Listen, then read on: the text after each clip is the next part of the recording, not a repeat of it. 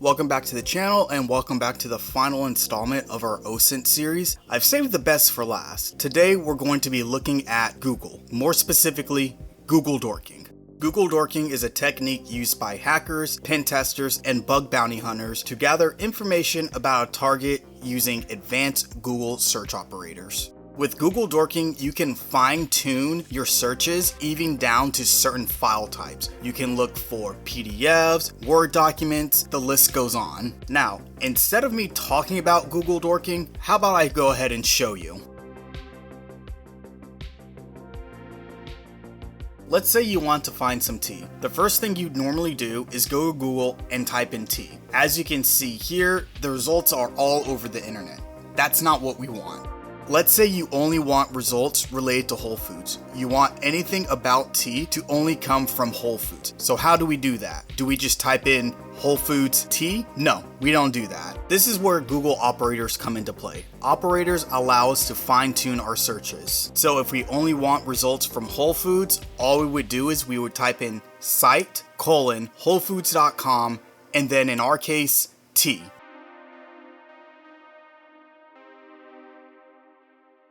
Now, all the results that are pulled, they're only pulled from Whole Foods.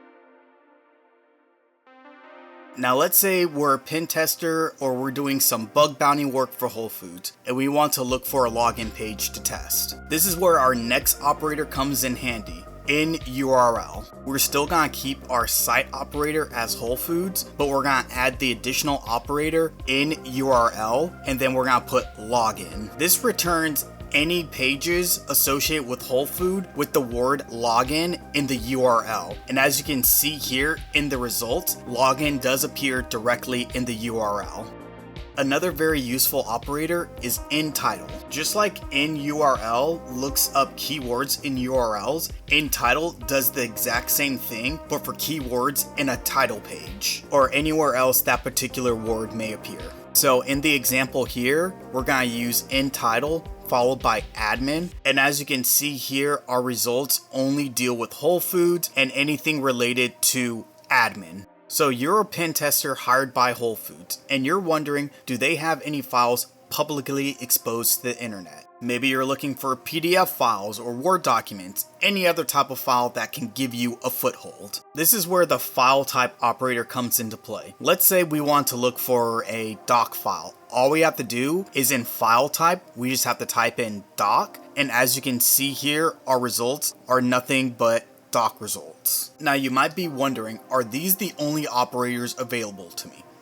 Not even close. On screen right now is the Google Hacking Database. This database contains a massive collection of operators that we can use. Maybe you're looking for passwords, webcams, emails, backup files, the list goes on. Take some time to explore it. There's a lot of powerful information in this database. Congratulations, you're now an OSINT master. Okay, well, maybe not a master, but you definitely have a strong understanding of how OSINT works. Over the course of this series, we looked at a wide range of OSINT tools, from Shodan to more tailor-made OSINT tools to even Google itself. Personally, my favorite OSINT tool is Shodan. It's Google for internet-connected devices. The fact that within a few keystrokes, you can find someone's Xbox, their TV, maybe even their iPhone. It's very fascinating to me and it still boggles my mind. Down in the comments, let me know what your favorite OSINT tool is that we covered. Or maybe there's a tool that we didn't cover. Leave that in the comments down below. Maybe I'll make a future video out of it. And like always, thanks for sticking with me and I'll see you on the next one.